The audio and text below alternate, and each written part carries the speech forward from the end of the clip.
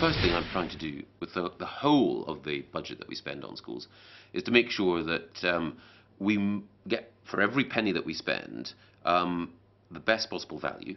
And that means that it's spent by heads and by teachers. Penny that we spend, the best possible value. And that means that it's spent by heads and by teachers on the things that they know are good for their students, rather than being spent by politicians and bureaucrats on things that we think are important.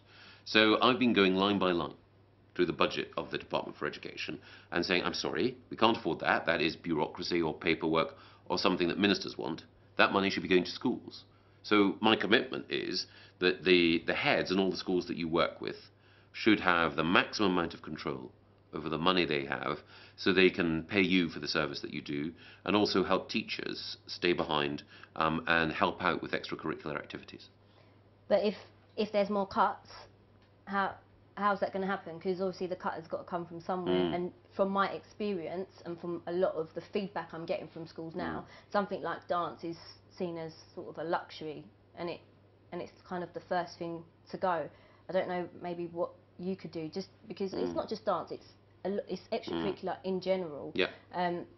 Just to make them see the value of it, really.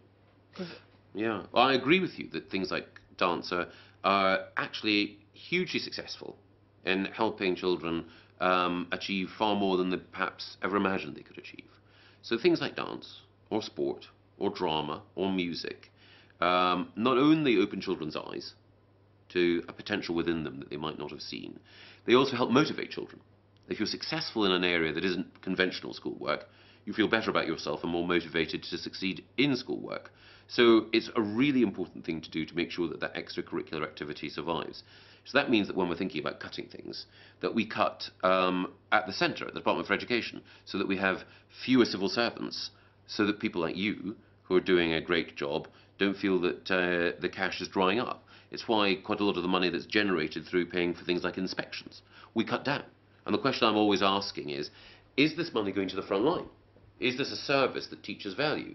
If it's not, then why are we spending money on it?